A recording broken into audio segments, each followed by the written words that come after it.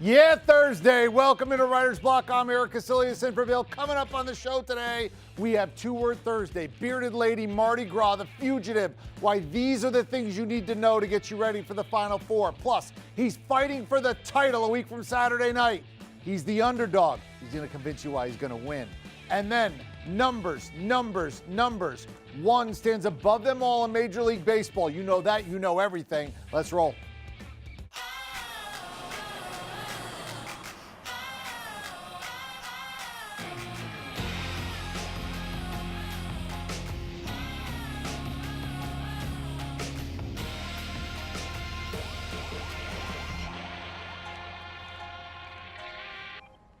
Hey, welcome in Writer's Block. I'm Erik Kuselias, as I mentioned, in for Bill, and we have the Final Four coming up. What better way to break this down than to oversimplify it for you? We've taken all the key people, key teams, what you need to know about this tournament, and we've broken it down. We call it Two-Word Thursday. Now let's start. Let's start with Chris Beard, the coach, Texas Tech. My two words here, bearded lady. You know what the bearded lady is? That's that thing at the circus, right? You go, wait, no. Really? Yeah. You pay your extra $1, you go and you check it out. It's very unusual. It's almost a little unseemly, and then you go, wow, that's really something. Same thing here. This guy goes to Texas Tech, which is a mediocre Big 12 football school with really no hoop tradition, what to speak of. I mean, the most thing it was known for was the fact that that's where Bobby Knight went after he got canned at Indiana. And you're like, wait, there? Yeah, there. 2 straight years he's been the coach of the year. And you think, well, I mean, he's going to leave, right? I mean, every school in the country is going to come after him. Maybe not. Maybe he's the unusual. Maybe he's the outlier. Maybe here's the bearded lady that's actually going to stay there. He's from Texas. And maybe, just maybe, this is the one school that can keep this one guy and have a marriage made in heaven, considering they don't really have that much basketball tradition. Now, as for Texas Tech as a team, my two words, bowling ball. Because that's what they want to play with this weekend, right? They would love to say, let's not play with one of those, fine leather bouncing basketballs. Let's just get one of those 12-pounders out there, right? Koosh, right through the floor. That's what they want to do. Slow it down. Make it heavy for you. You can't shoot a bowling ball from 3. As a matter of fact, you can't really do anything with it. And that's what this defense has done to every opponent. Ask Michigan. Ask John Beilein. Right? He's supposed to be a defensive guru that knows how to do this or that with his club, a lot of experience. They couldn't throw it in the ocean, 1 out of 19 from behind the arc. Ask Gonzaga, highest scoring team in D1, couldn't break 70. They make you play with a bowling ball, and that's what they're going to do to Michigan State. Now, as for their coach, Tom Izzo over at Sparty, my two words for him, Mardi Gras. You go, wait, Mardi Gras? Yeah, what's Mardi Gras, right? It's this gigantic, awesome party that you gotta go to once. Now, I went once. I don't know if you need to go again. And so far, the thing with Izzo is this. He's cut down the nets once. He's been to 7 Final Fours. He's only closed the deal and had the big party once, right? He's been on lots of vacations. He's gone to lots of Final Fours. But he's really only had the beads one time. Is he ever going to get to do that again? This may be his last best chance for a while. So we'll see about Izzo. Can he get back to being on the float, throwing beads at everybody and having the big old parade that you get when you cut all the nets down? All right. Next up, how about the team, Michigan State? My two words, The Fugitive. Remember The Fugitive, right? This is movie, Harrison Ford. It was the one-armed man, right? And the whole point was it was a case of mistaken identity. The Michigan State Spartans, they are a case of mistaken identity. When you think Sparty, traditionally, you think Big Ten. You think thick-legged, box you out, big behinds, putting it on you, defense, grinding it out. You think Texas Tech. That's not them. They have Cassius Winston. They have guys like McQuaid, Goins. They can put it in the hoop. They can fill it. They want to get up and down. Yeah, they're mentally tough. But that's what Izzo said. They're mentally tough. They're not the most talented. They're not the most physically tough. They're the most mentally tough. They almost play like in opposition to what a traditional Big Ten school is. It's a little bit mistaken identity when you see Michigan State. They're not the traditional Spartan team, and that may work to their advantage. Next up, how about Bruce Pearl, right? Here's my two words, Pearly Gates. You know, the pearly gates, this mythical place where you go, where you get your final judgment. And I find it very interesting. When Bruce Pearl ultimately retires professionally, what's going to be the judgment on him, right? He's a very mixed bag. He's been essentially fired for lying and for cheating. A lot of people think he's a great guy. Kids love him. He's turning programs around. Excellent basketball coach. Lots of personality. I mean, the dude's basically shirtless at Tennessee with a bandana on, jumping up and down at the Tennessee women's game, supporting his school. But you also get a lot of people that whisper about Bruce Pearl. All right? I didn't write that memo, but I've read that memo. I've talked to enough coaches off the record, and most of them don't always say great things about Bruce Pearl. I don't know what to make of him, right? I don't know how he's going to be ultimately judged. Positively, negatively. Well, this weekend, he's got a chance to add national championship coach to that resume, which someday will cause him to retire, and then we're going to have to write about it. I don't know what we're going to say. I don't really know exactly what we're going to say. Now, in terms of his team, Auburn, I go with identity crisis as my two words. And here's the thing.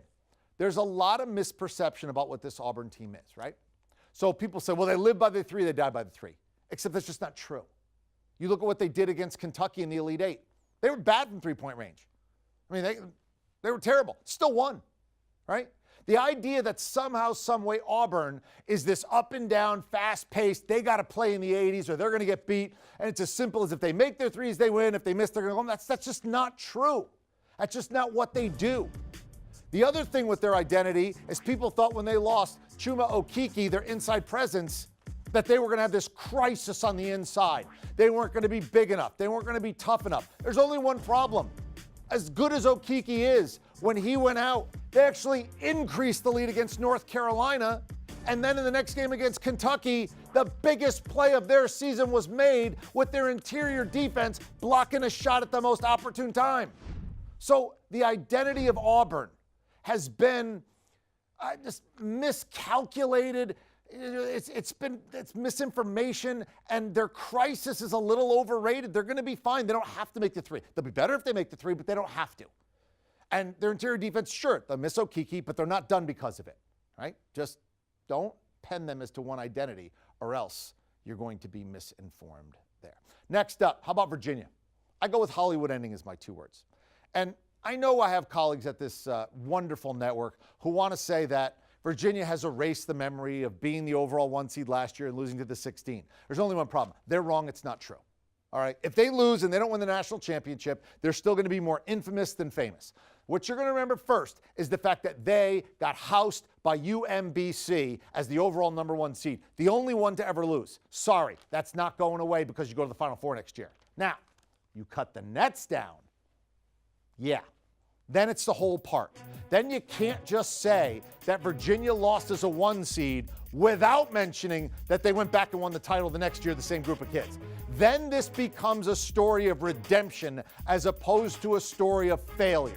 If they don't win 2 in a row, going to the Final Four, going and playing on Monday night is nice. That does not get rid of that scarlet A on their chest, or in this case, the scarlet V for Virginia. They need to get rid of that. They need to get that stank of desperation cologne off, and they only do it by cutting down the nets. And if they do, it will be a Hollywood ending. Because can you imagine selling that script to Hollywood? The number 1 overall seed gets housed by a bunch of, 16 kids who weren't even supposed to be there. But then instead of folding, the next year, they come all the way back, cut down the nets, and seal the deal. Hollywood ending. Next. I'm going to go with Duke, who's not at the Final Four. And I'm going to call this insanity defined, right? You ever heard this before?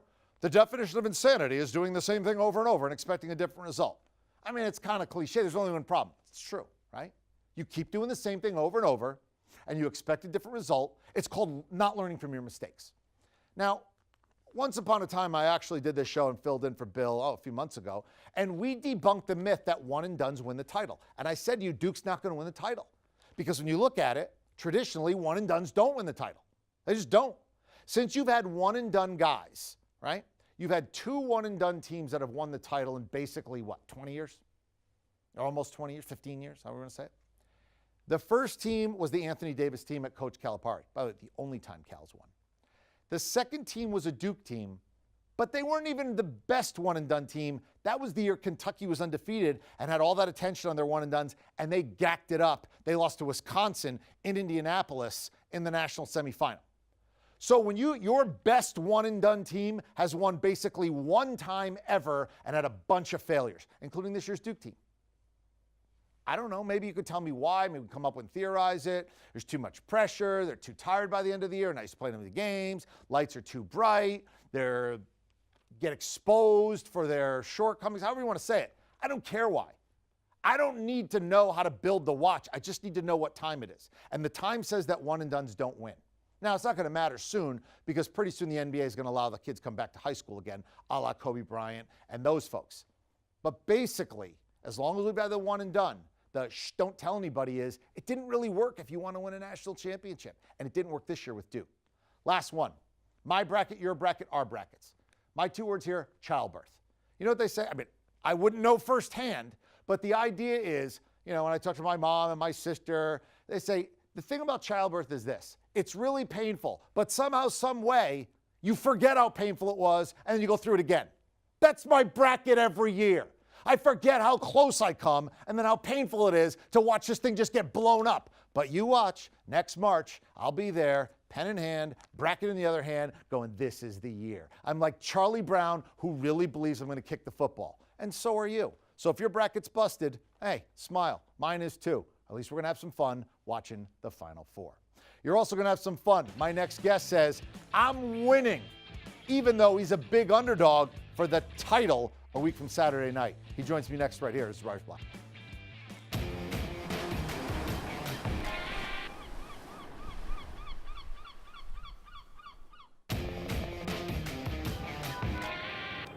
Back in on Writer's Block, I'm Erik Kuselias in for Bill, and I always say the best thing in life is unexpected good news, right? You weren't expecting this good news and suddenly you get it. And you go, wow, that was awesome. Well, what if you're the underdog and you're in a fight and you win and you knew you were going to win? And now you get to share that with everybody who didn't expect you to win. That's got to feel pretty good too. Well, Kelvin Gastelum is my guest. A week from Saturday, he's going to get it on with Israel Adesanya. He's the underdog, but he is a very confident, very live underdog, and this is going to be a war. So, Kelvin, welcome in. How are you, bud? Why don't you tell me about this fight from your perspective? I mean, I can read the previews and stuff, but as the guy who's going to go in there and get going, what's your impressions of this fight as we lead up? Well, thanks for having me on, first of all. And, man, this is going to be a fun, tough fight. This is a fight that the fans are going to enjoy a lot, just because of the styles. Israel's a very elusive striker, and I'm just a boxer wrestler. I'm 5'9", he's 6'4", with an 80-inch reach, so I got a tough task ahead of me, man. What are you most concerned about? Like, when you're training for this fight, what are you focusing on to make sure that that's not the thing that beats you, considering the fact that you've already told me, look, different styles, 6'4", 5'9". I mean, when you get him on the ground, you're not going to be worried about that, but to make sure that you get him in the position that you want to get him in. Yeah, well, for the most part, we focus on myself and what I'm going to do in the fight. But obviously, we make little strategies. We pay attention to what he brings to the table, and we adjust around that. But for the most part, I focus on myself and what I'm going to do in the fight. Obviously, he brings some very specific set of skills. He's a great kickboxer, uses his range really well, very elusive. And so we're gonna have to go in there and just, man, get in there, get under him, and close that distance that he likes to use. He's a very long guy. He likes to use that long distance and keep his opponents at that distance. And so my job is to close that distance and get up under him. All right, now if you look at the Vegas odds, he's the favorite. Is that fair in your mind, and what's your reaction to that?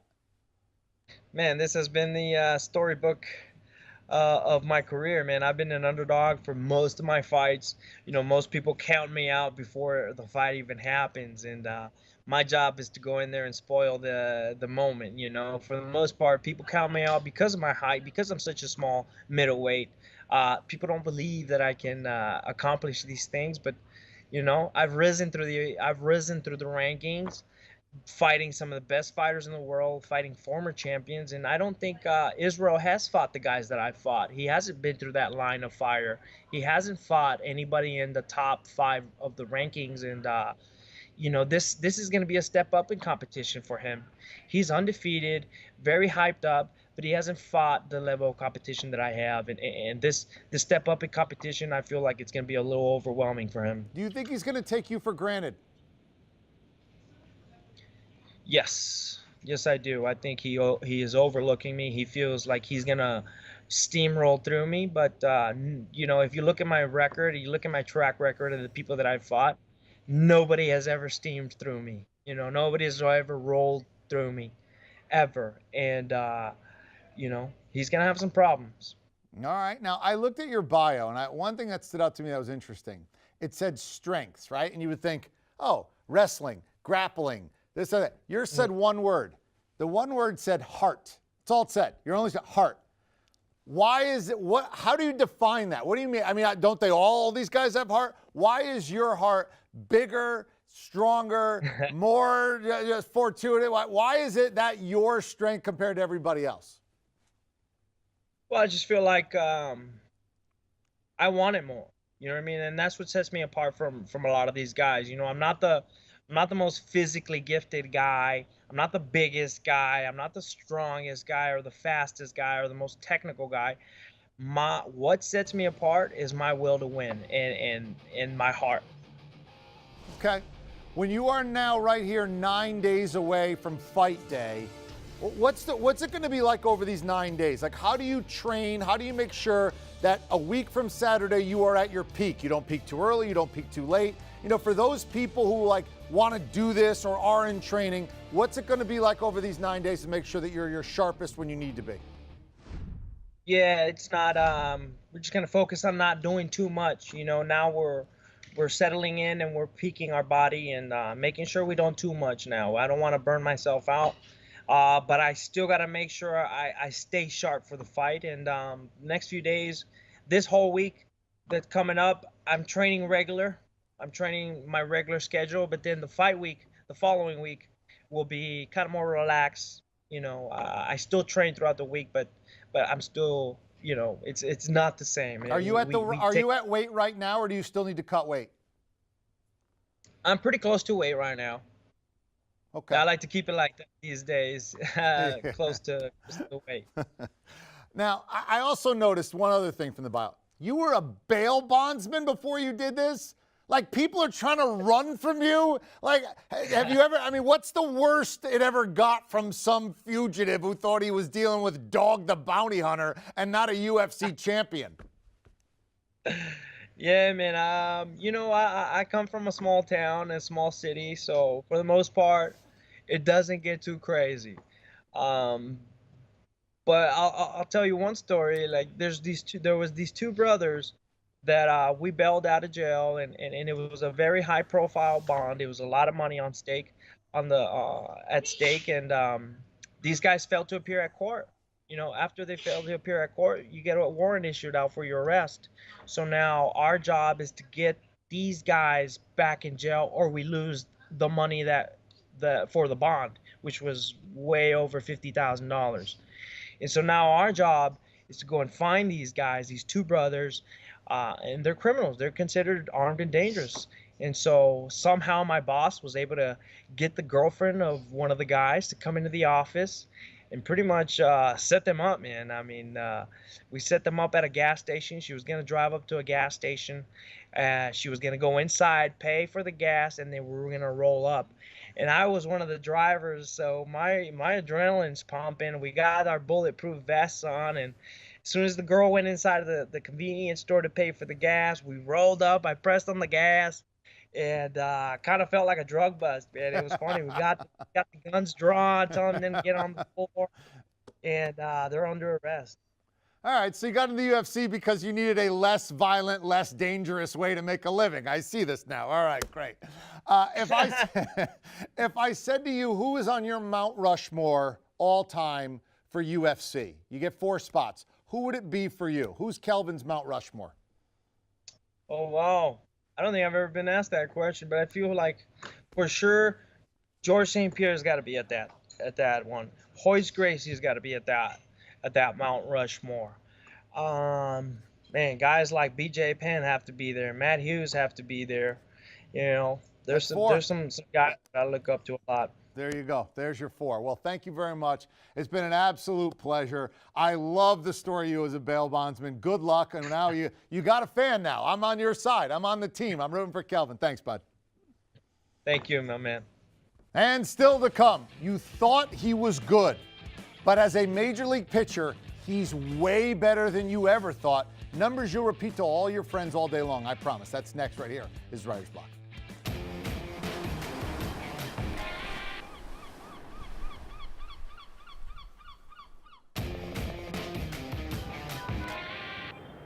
Did you know that you had struck out a career high when you came off there? Yeah, I did. I'm not going to lie. I looked whenever I was going out there, and I knew if I struck out the side, it would be a career high. Was it a goal? Did you go out there trying to do that? Once I got the first 2 guys, then it became a goal. You know, wasn't that long ago, Jacob Degrom was sparring with the Mets. He wanted a new contract. They didn't want to give him one. And then, boom, it gets done. Now everybody's smiling and laughing, and man, is he paying dividends. Unbelievable. Let's go inside the numbers, Jacob Degrom style. And let's start with number 26. He's carried all of his success from last season into this season. The career-high 14 strikeout performance against the Marlins last night. That's 26 straight quality starts carrying over from last year. It's almost laughable. Every single time out, you get a quality start. From 26, let's go to 5. And that number, how about becoming one of only 5 guys since 1969 to have 14 strikeouts and also club a home run in the same game? The other pitchers, how about Bob Gibson, Tom Seaver, Madison Bumgarner, and the lefty Steve Carlton. He also, with his home run, look at that swing. DeGrom, more home runs than Aaron Judge and Mike Trout combined.